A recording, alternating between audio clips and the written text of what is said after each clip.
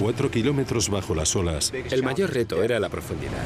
en el fondo del Atlántico, los investigadores buscaban los restos del vuelo 447 de Air France. Era una línea aérea muy importante. ¿Qué demonios estás haciendo? Que un avión se cayera del cielo en solo 4 minutos y medio. Habían muerto 228 personas. Fue una gran sorpresa. Necesitamos contactar enseguida con los controladores de Brasil y Senegal, por favor. Los investigadores de accidentes aéreos se enfrentaban a una tarea monumental. Teníamos que entender por qué había sucedido el accidente. La explicación más sencilla era que había explotado una bomba en el cielo. Eso lo explicaría. Las respuestas podían yacer entre los restos, pero se tardarían años Alto. en encontrar esas pruebas. Tenían que hacer lo que hiciera falta.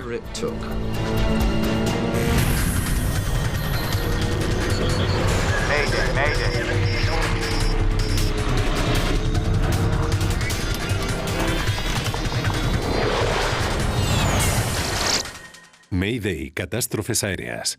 Esta es una historia real. Está basada en informes oficiales y testimonios de testigos. Air France 447, desaparecido. El vuelo 447 de Air France estaba cruzando el Atlántico. El Airbus A330 realizaba un vuelo directo de 11 horas entre Río de Janeiro y París. Al mando iba el capitán Marc Dubois, de 58 años. Aquí está la nueva previsión. Llevaba más de media vida siendo piloto y era uno de los capitanes de mayor edad de Air France. En este avión no se ve nada con esta luz. El primer oficial, Pierre-Cédric Bonan, tenía 32 años. Llevaba un año volando en el Airbus A330. Estamos llegando a Intol.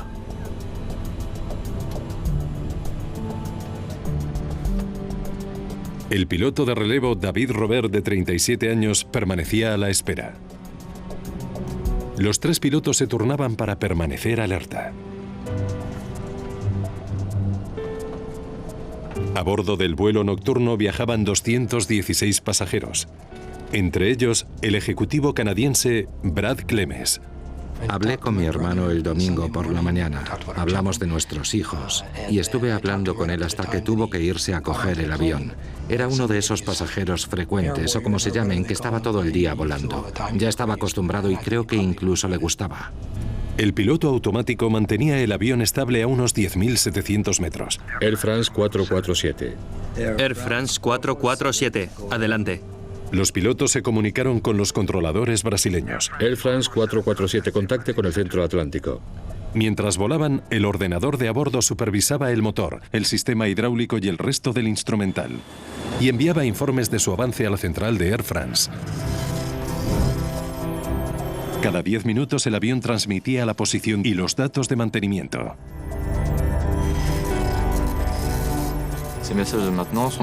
El objetivo de los mensajes de mantenimiento es ayudar al personal de tierra a prepararse para cualquier reparación del avión necesaria para el siguiente vuelo. Atlántico, Atlántico. Air France 447 llamando a Atlántico. Air France 447, Atlántico, adelante.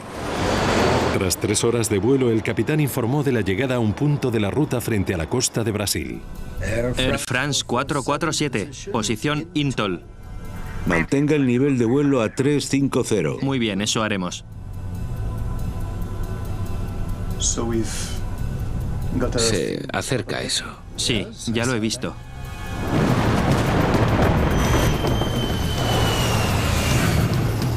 A la 1:49, el Airbus A330 salió de la zona de cobertura del radar brasileño y entró en una zona sin comunicaciones en mitad del Atlántico.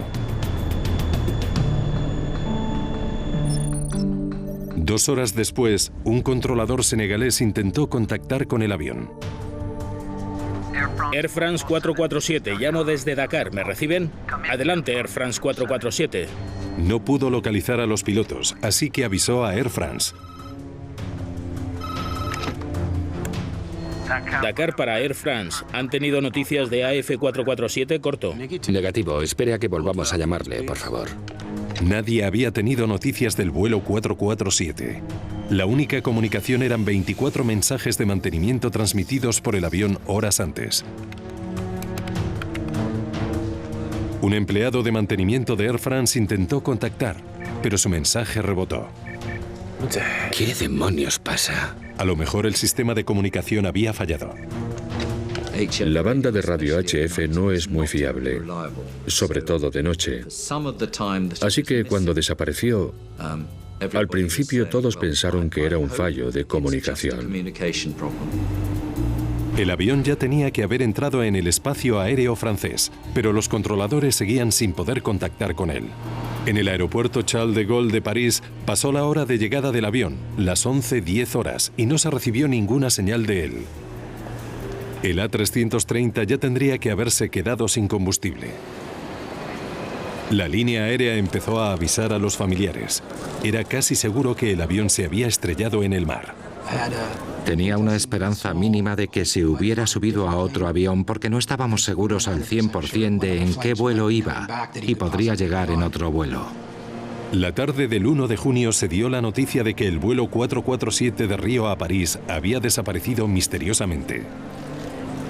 Fue una sorpresa para mí y para todo el sector que un avión moderno como el A330 de una línea aérea de primera categoría como Air France desapareciera sin dejar rastro. Los rescatadores registraron el centro del Atlántico en busca del avión y los pasajeros. A esas alturas el avión llevaba 11 o 12 horas desaparecido sin ningún tipo de comunicación. Era uno de los peores accidentes de la historia de la aviación comercial. Un moderno avión de pasajeros había desaparecido y 228 personas estaban presuntamente muertas.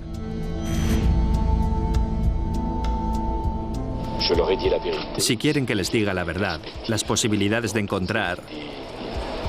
El presidente francés Nicolas Sarkozy anunció que apenas había posibilidades de que hubiera sobrevivido alguien. La tarea de resolver el misterio recayó en la BA, la Agencia de Seguridad Aérea francesa. Se vio sometida a una enorme presión para encontrar respuestas. Teníamos que entender por qué había sucedido el accidente con ese avión y esa línea aérea. Por ahí, gracias. Alain Vuillard se hizo cargo de la investigación. Era un piloto e ingeniero aeronáutico con casi 20 años de experiencia como investigador de accidentes aéreos. Había trabajado en otras investigaciones importantes como la del Concorde y era consciente de que sería una investigación difícil.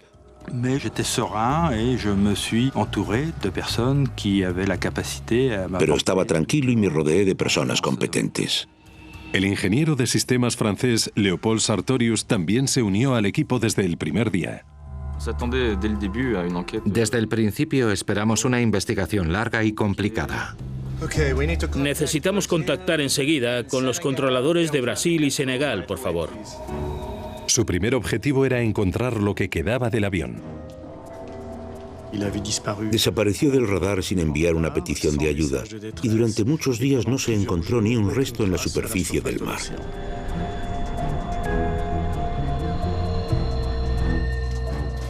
Esta es la última vez que enviaron su posición. El avión enviaba mensajes de posición cada 10 minutos y eso nos permitió estar seguros de la zona, aunque era una zona grande donde podía encontrarse el avión. Sartorius no sabía en qué dirección había volado el avión tras enviar su última posición. Solo sabía la velocidad a la que volaba. Había que registrar una zona inmensa. Propongo empezar por aquí. Eran miles de kilómetros cuadrados de mar abierto. Las fuerzas aéreas y la marina registraron el mar en busca de cualquier señal del vuelo 447. Finalmente, tras 5 días de búsqueda, un piloto brasileño vio unos pocos restos flotantes diseminados, pertenecientes al A330, pero no vio a ningún superviviente. El hallazgo eliminó toda duda sobre el accidente. Todos los que iban a bordo habían muerto. Nos vinimos abajo. Fue espantoso. Era una persona maravillosa y estaba muy unido a él. Es lo más horrible que te puede ocurrir. Las familias de otras 227 personas se encontraban en la misma posición. Todas necesitaban respuestas.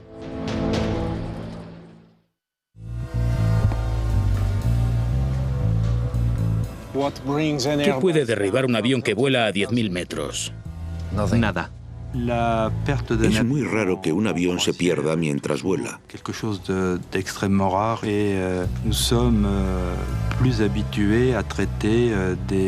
Estamos más acostumbrados a que esos sucesos ocurran al despegar o al aterrizar, así que el accidente suscitó muchas preguntas.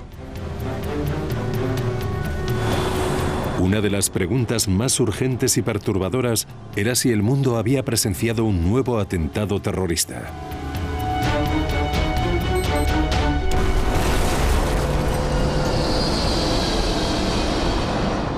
Era totalmente posible que se tratase de un atentado terrorista. Era un avión muy moderno, con un historial de seguridad impecable. La explicación más sencilla era que había explotado una bomba en el cielo. Eso lo explicaría. Las corrientes atlánticas habían esparcido los restos flotantes del avión por un área de 500 kilómetros cuadrados.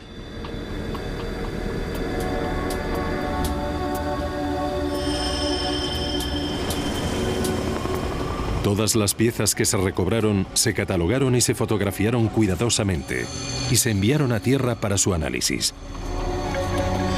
Pero lo que más necesitaban los investigadores eran los restos que estaban en el fondo del mar, que incluían las vitales cajas negras.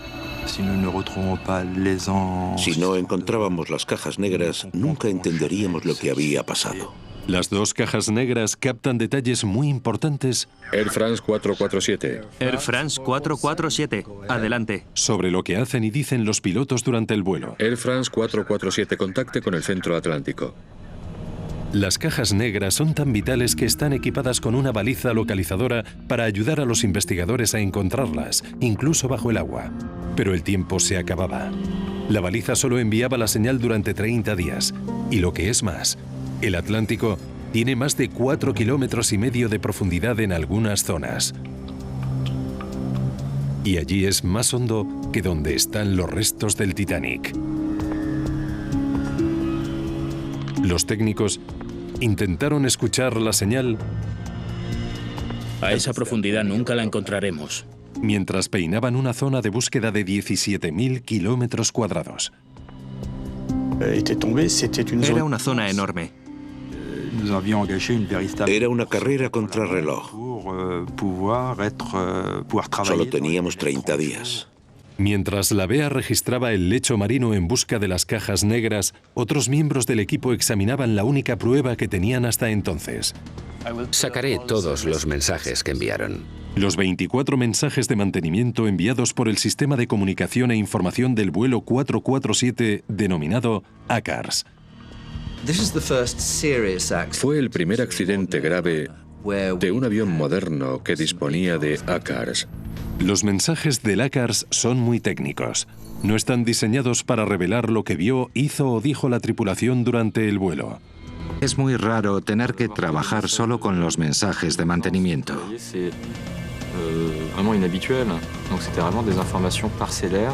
Disponíamos de datos que en realidad nos proporcionaban muy poca información. Pero proporcionaban una pista intrigante. Hay un problema con los tubos de pitot. Uno de los mensajes de mantenimiento informaba de un fallo en el aparato que mide la velocidad del aire, el tubo de pitot. Los mensajes de la CARS nos proporcionaron la primera pieza del rompecabezas. Sabíamos que los tubos de pitot tenían un problema de atascamiento.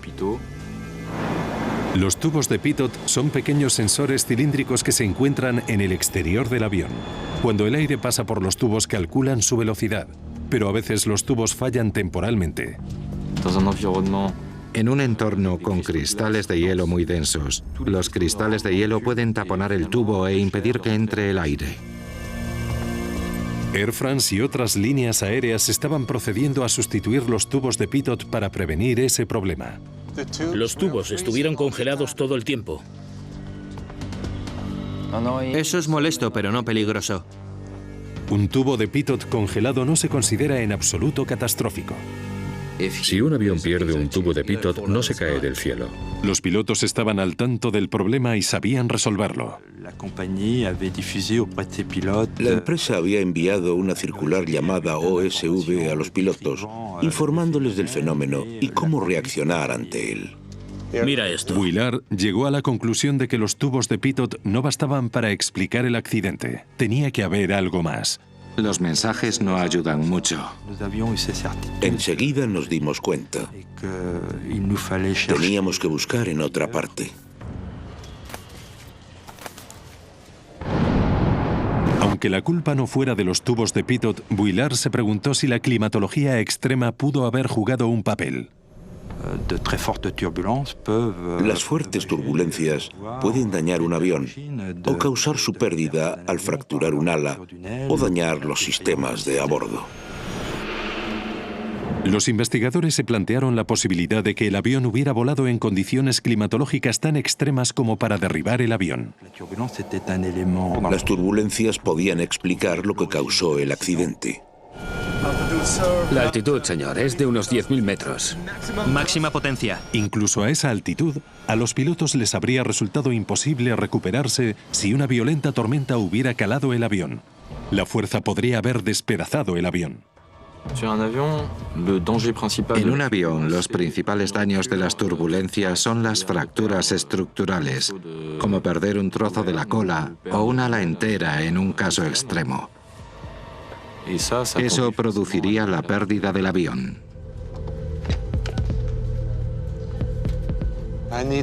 Necesito más datos meteorológicos, informes de los pilotos, imágenes de satélite, todo.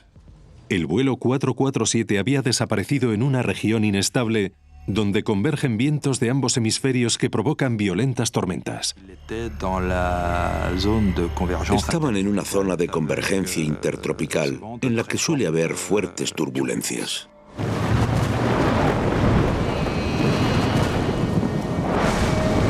Esa noche, otros aviones cambiaron de ruta para evitar pasar por esa zona de tormentas. ¿Pero qué clase de tiempo se encontró el vuelo 447? ¿Cuáles fueron las condiciones reales? ¿Qué entorno se encontró el avión? Esa era la pregunta. Además de las turbulencias, las tormentas presentan otros peligros para los aviones. A lo mejor un rayo fue el culpable del accidente. Señor, estamos perdiendo todos los instrumentos. Si hubiera habido alguna deficiencia en el aislamiento del avión y los sistemas se hubieran dañado, habría sufrido muchos problemas. ¿Derribó un rayo el vuelo 447?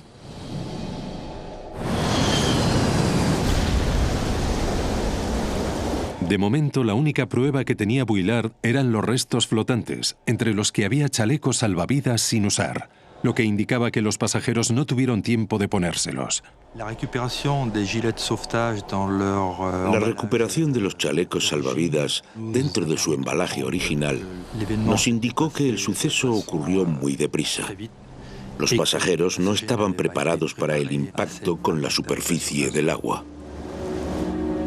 Los chalecos salvavidas sin abrir apuntaban a una catástrofe repentina. Pero otros restos sugerían justo lo contrario. La recuperación de la cola fue un elemento muy importante.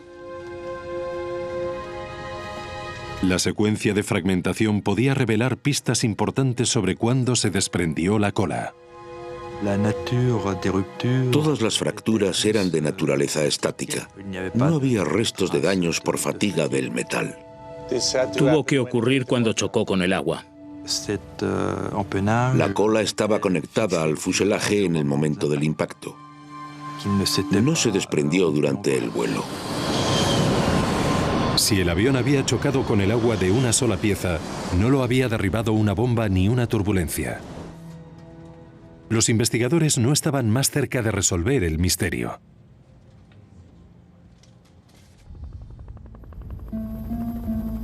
Ya habían pasado 3 semanas desde la desaparición del vuelo 447 en el Atlántico.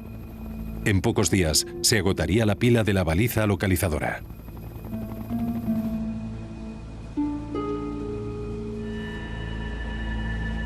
Los investigadores solo podían estudiar los restos flotantes y se centraron en una sección de la bodega del avión. Parece que la presión era vertical, así. Y realizaron un descubrimiento clave. El avión aterrizó en horizontal y a gran velocidad. Al examinar la bodega, nos dimos cuenta de que la aceleración vertical era enorme en el instante en que el avión chocó con el agua. Todo lo que había en el avión quedó aplastado como en un desguace de coches. Se dieron cuenta de que el avión no había caído en picado sobre el mar. Era casi seguro que había dado un barrigazo sobre el agua. Y a nadie le cabía en la cabeza que a un avión moderno le hubiera podido pasar eso. En esas circunstancias, era esencial recuperar las cajas negras para poder entender el accidente y explicar lo que pasó. La búsqueda en el mar cumplió 30 días sin noticias del A330. Se presumió que la baliza se había apagado. Vuillard recurrió a un sonar de alta tecnología para continuar la búsqueda. A partir de entonces, solo se podía detectar el metal del fondo del mar mediante un sonar. Así tendríamos alguna posibilidad de localizar los restos. Pero las empinadas cordilleras y valles submarinos del fondo del mar dificultaban el rastreo. Nunca había visto una zona de búsqueda igual. Era del tamaño de Suiza. Era como recorrer los Alpes en busca de los restos. Ese era el aspecto que tenía el terreno en términos generales. Tras meses de búsqueda, registraron 22.000 kilómetros cuadrados de lecho marino y no encontraron absolutamente nada. La ausencia de las cajas negras y de los demás restos fue muy frustrante, fue un fracaso. Nos parecía inconcebible que en 2009, en 2010, se pudiera perder un avión enorme y no lo encontraran, que no fueran capaces de comprender ni remotamente lo que había ocurrido y por qué habían perdido la vida 228 personas. Los investigadores estaban decididos a tener éxito. Recurrieron a los mismos vehículos automáticos submarinos que encontraron el Titanic. Seguramente fue la primera vez que se usaron esos vehículos en un terreno tan escarpado y para buscar algo tan pequeño.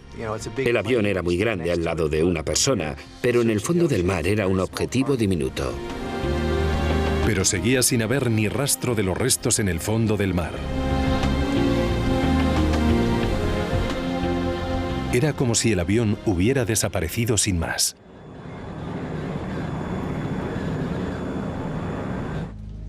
$18 meses después de la pérdida del avión, Vuillard se dio cuenta de que las posibilidades de encontrarlo cada vez eran menores. A finales de 2010, llevábamos gastados 22 millones de euros. Continuar la búsqueda costaría millones sin garantía de éxito. No estábamos seguros de poder encontrar los restos. Y si encontrábamos las cajas negras, no estábamos seguros de poder leerlas. Las cajas negras no están diseñadas para permanecer 2 años bajo el agua a esa profundidad y seguir funcionando. Las cajas negras ya podían estar aplastadas bajo la tremenda presión submarina. A 4 kilómetros bajo el agua se encontraban a una presión de más de 400 kilos por centímetro cuadrado. Los investigadores podían estar librando una batalla perdida. Casi 2 años después del accidente de Air France, los esfuerzos de Vuillard apenas habían dado fruto. No tenía restos significativos ni cajas negras. Pero se negó a rendirse. No podemos parar. Podemos encontrar las cajas, sé que podemos. El trabajo de la BEA era averiguar lo ocurrido y por lo tanto querían encontrar las cajas negras. Pero ¿se imaginan lo que fue para Airbus no estar segura de la causa del accidente? ¿No contar ni siquiera con una teoría? Las familias de las víctimas también estaban desesperadas al carecer de respuestas. Nos resultaba importantísimo que encontrasen las cajas negras y averiguasen lo ocurrido, y decidimos presionar a las autoridades lo más posible para asegurarnos de que continuase la búsqueda. El 25 de marzo de 2011, la BEA inició la búsqueda final. Lanzó de nuevo vehículos para registrar el fondo del mar. Se centraron en un círculo de 37 kilómetros de diámetro alrededor de la última posición conocida del avión. Los vehículos submarinos iban separados del barco. Una vez que se lanzaban, cumplían su misión durante 20 o 24 horas con independencia del barco, y si hacía mal tiempo podían seguir rastreando el fondo del mar sin que les afectase. Tras una semana de búsqueda, un sumergible captó una imagen de sonar de algo enorme en el lecho marino. Vuillard podía haber ganado su apuesta. Parece un avión. La tripulación envió de inmediato otro sumergible, esta vez para obtener imágenes digitales de alta resolución.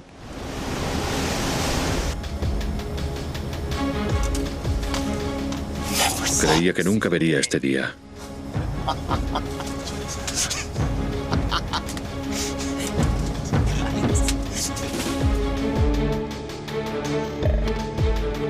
La tripulación envió las imágenes a la oficina de Vuillard en París.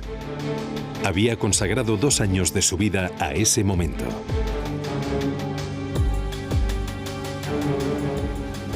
No me lo creo. Gracias a Dios.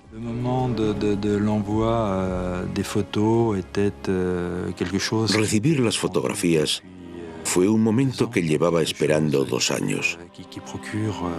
Y me provocó una emoción indescriptible, muy intensa. El 3 de abril de 2011 por fin se encontraron los restos del vuelo 447 de Air France.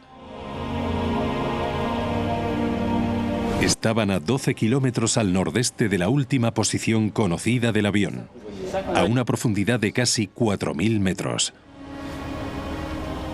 Localizar los restos fue algo excepcional y muy significativo en la vida de un investigador. Una vez localizado el lugar del accidente, comenzó una segunda búsqueda. Un operador guió un sumergible robótico para explorar la oscuridad en busca de las 2 cajas negras. Era como un desguace. No había más que restos de avión por todas partes. Unas cosas encima de otras. Restos de fuselaje, motores, todo tipo de cosas en todas partes. Pasaron los días sin noticias de las cajas negras. Los investigadores sabían que aunque encontrasen lo que buscaban, tras 2 años bajo el agua tal vez resultarían inútiles. No teníamos ni idea de si la grabadora de datos de vuelo y la grabadora de voz de cabina funcionarían. Entonces Vuillard recibió la noticia que esperaba. Alto, alto ahí. Acércate más.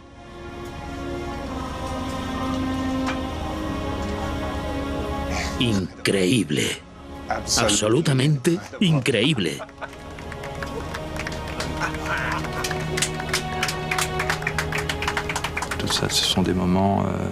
Son momentos difíciles de describir, momentos de tu carrera que no puedes olvidar.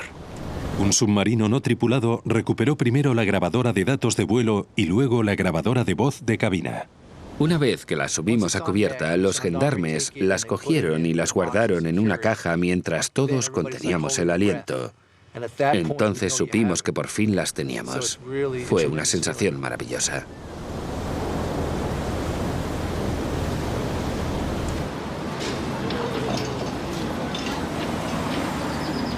Los gendarmes franceses escoltaron las cajas negras hasta el laboratorio de Leo Sartorius en París. Tras incontables horas de análisis y teorías, el mundo por fin podría comprender qué había pasado a bordo del vuelo 447. La respuesta sobre qué había fallado podría estar encerrada en estos contenedores a prueba de agua.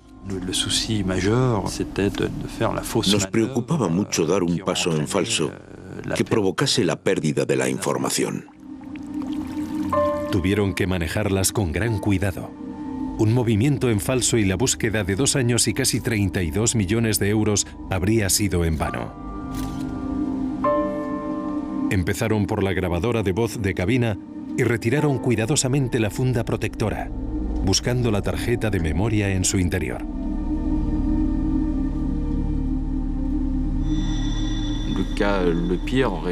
Lo peor que podía pasar era que las tarjetas de memoria estuviesen rotas. Esto no está bien. ¿Ves los daños? Los transmisores parecen rotos. Enseguida nos dimos cuenta de que había partes pequeñas rotas. No estábamos seguros de si todo funcionaría bien. Si los técnicos no podían arreglar la grabadora de voz de cabina, sería imposible saber lo que ocurrió en la cabina antes del accidente y quién pilotaba el avión. Mira la tarjeta de datos de vuelo. Cuando examinaron la segunda caja, la grabadora de datos de vuelo, las noticias fueron mejores. Está bien. No hay ningún problema. Nos miramos unos a otros y nos dijimos que era increíble. Era increíble que estuviera en ese estado. La tarjeta de memoria estaba en un estado excelente. Pudimos leer los datos con mucha rapidez. Mientras los técnicos intentaban reparar la grabadora de voz de cabina, Sartorius examinó cuidadosamente los datos de vuelo. Iban volando a salvo a unos 10.700 metros.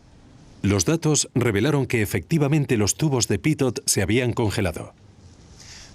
Los tubos de pitot se congelaron aquí. Los tubos de pitot congelados provocaron lecturas erráticas de la velocidad del aire y causaron que el piloto automático se apagase solo. El piloto automático se apagó y el piloto asumió el mando del avión. Avisa a los pilotos muy ruidosamente.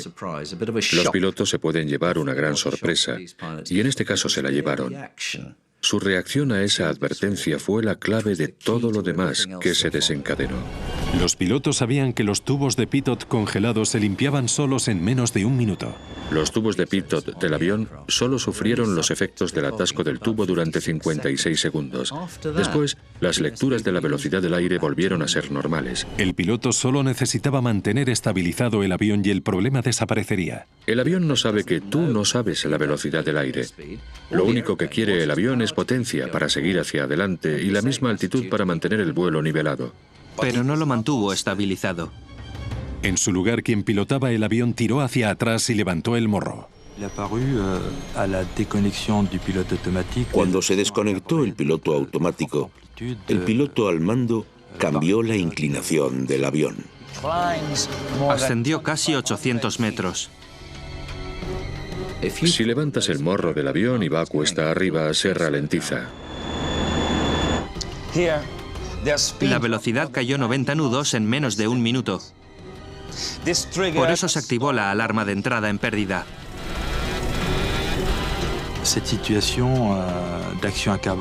Al levantar el morro del avión a gran altitud, el avión entró en pérdida rápidamente. Cuando un avión entra en pérdida aerodinámicamente, las alas pierden empuje hacia arriba y el avión se cae del cielo. Los actos de los pilotos provocaron que el avión entrase en pérdida.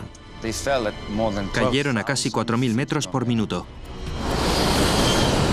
Inexplicablemente, el piloto continuó tirando hacia atrás cuando debería haber bajado el morro del avión para ganar velocidad y empuje hacia arriba. Cuanto más se levanta el morro, más se destruye el empuje hacia arriba. Y es lo que le pasó al vuelo 447 de Air France. El avión cayó prácticamente como si fuera una piedra. Solo la grabadora de voz de cabina podía revelar por qué los pilotos habían actuado como lo hicieron. Pasamos varias horas de agonía en el laboratorio porque no estábamos seguros de poder recuperar los datos después de tanto dinero y esfuerzo invertidos. ¿Funcionará? No lo sé. Los investigadores estaban contra la pared.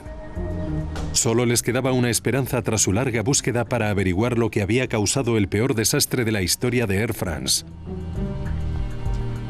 Todo su trabajo dependía de la reparación efectuada a un pequeño aparato electrónico.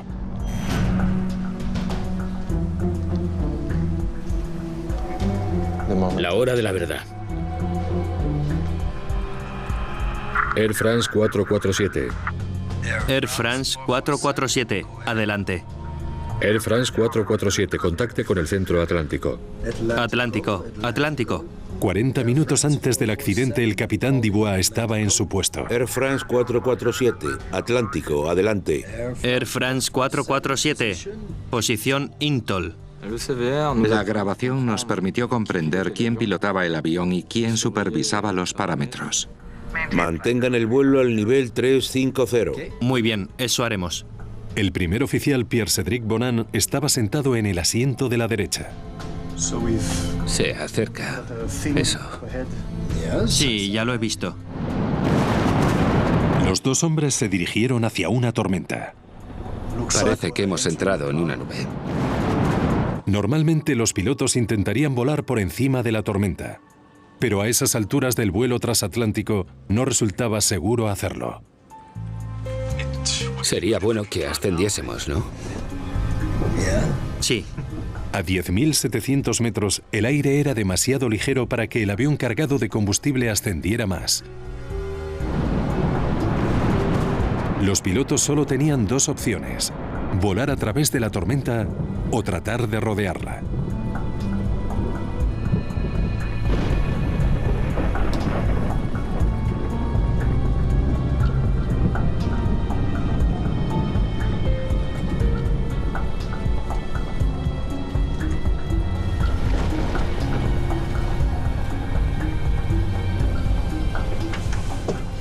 ¿Has dormido algo? Más o menos. Pues entonces me marcho ya. El capitán Dubois descansó como estaba previsto. El primer oficial David Robert relevó al más experimentado capitán. Tenía 4.000 horas más de vuelo en una A330 que el otro primer oficial de la cabina. El primer oficial Robert iba en el asiento de la izquierda y el primer oficial Bonan era quien pilotaba el avión en el asiento de la derecha. Los investigadores ya sabían que minutos antes del accidente el capitán había salido de la cabina para descansar. ¿No deberías ir un poco a la izquierda? Pero no estaba claro quién de los dos pilotos que quedaron estaba al mando. ¿Perdona? Podrías ir un poco a la izquierda. Por la forma en que actuaban, cuando el capitán salió de la cabina, no parecía que uno de los dos estuviera al mando y el otro fuese el piloto de apoyo. La confusión sobre sus papeles se volvió crítica cuando el avión se topó con una columna de cristales de hielo dentro de la nube. Los cristales de hielo golpearon el avión.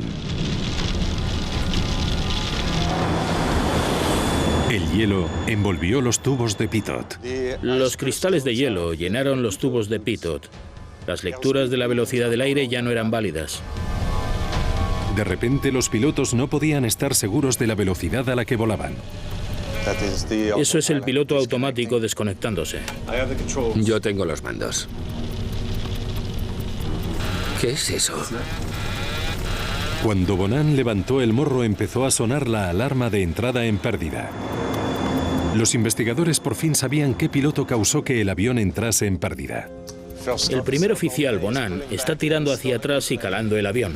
Increíblemente, ningún piloto sabía por qué sonaba la alarma. El oficial Robert no entiende lo que pasa. Vio que el avión subía y que la velocidad bajaba, y dijo al otro que vigilase la velocidad. Hemos perdido velocidad. Los pilotos tenían que bajar el morro del avión para ganar velocidad, pero Bonan inexplicablemente estaba tirando hacia atrás, levantando el morro. Vale. Voy a volver a bajar. Según los tres, estás subiendo. Vuelve a bajar.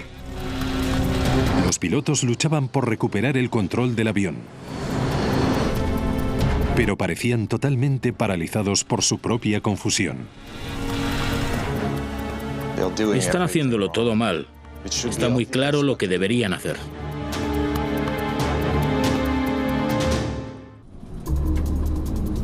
Desesperado por salvar a sus 216 pasajeros, el primer oficial Robert llamó al capitán. Bonan incrementó la potencia al máximo, pero no sirvió de nada. ¿Entiendes lo que está pasando? Estoy perdiendo el control del avión. Cuando llegaron aquí estaban cayendo a casi 2000 metros por minuto. Entonces aún les quedaban 2 minutos para averiguar lo que pasaba. El primer oficial Robert decidió asumir el mando. Mandos a la izquierda. Intentó bajar el morro del avión, un paso clave para recuperarse de la entrada en pérdida. Pero increíblemente Bonan seguía tirando hacia atrás de sus mandos. Podían usar las palancas laterales al mismo tiempo y si ambos iban en direcciones opuestas, el resultado sería que uno anularía al otro. El hecho de que ambos pilotos realizaban acciones distintas y en ocasiones contrarias con las palancas de mando laterales era sorprendente. Los dos pilotos no coordinaron sus actos ni sus pensamientos. El capitán regresó tras 90 segundos de crisis. ¿Qué demonios estáis haciendo? Hemos perdido totalmente el control del avión. No entendemos nada, lo hemos intentado todo. Como no se podían creer la situación en la que estaban, recurrieron a su instinto básico, que les decía que ascendieran para dejar de caer. Por eso levantaron el morro. Dubois revisó el instrumental tratando de averiguar lo que marchaba mal. ¿Qué crees que necesitamos hacer? No lo sé, estamos bajando. El capitán no tuvo suficiente tiempo para evaluar la situación. Estamos a 3000 metros. Sube, sube, sube, sube. Pero ya llevo un rato con el morro levantado. Dubois por fin lo comprendió. El primer oficial Bonan estaba causando la entrada en pérdida por levantar el morro. No, no, no, no, no subas. Para cuando se dieron cuenta, ya era demasiado tarde.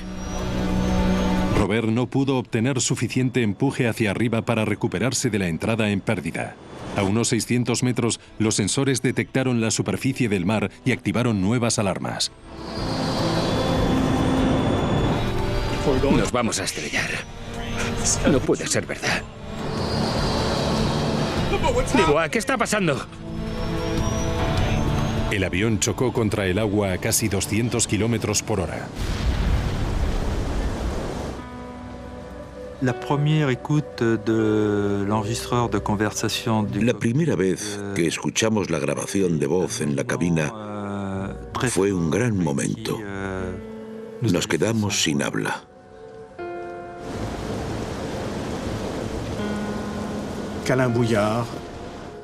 Alain Bouillard se quedó pálido. En ese momento comprendió los apuros de los pilotos durante los últimos instantes del vuelo. En el verano de 2011, los equipos de salvamento ya habían recuperado 104 cadáveres de los restos sumergidos del vuelo 447, incluido el de Brad Clemens. Mi hermano se encontraba entre los que sacaron, así que pudimos recuperarle, llevarle a casa y celebrar un funeral y despedirnos bien de él. Eso nos ayudó. Más de 3 años después del accidente, Alain Bouillard anunció que el accidente del vuelo 447 no estuvo causado por la congelación de los tubos de pitot, sino por el fallo de los pilotos, que no supieron comprender la situación y rectificar. No puede ser verdad. ¿Qué está pasando? Tenían la sensación de que los aviones eran tan sofisticados que podían volar solos, y los pilotos no estaban entrenados para pilotar esa clase de avión de modo manual a gran altitud. Creían que ya tenían el piloto automático y que no hacía falta que el piloto supiera nada más. Ahora se ha instaurado un nuevo entrenamiento para enseñar a los pilotos a enfrentarse a la falta de datos válidos sobre la velocidad y a recuperarse de una entrada en pérdida a gran altitud. Las líneas aéreas tienen que estar dispuestas a gastar más dinero en formación básica de vuelo manual y en formación de reconocimiento para sus pilotos. El accidente del vuelo 447 de Air France demostró que ya no se podía ignorar más y habrá que introducir cambios.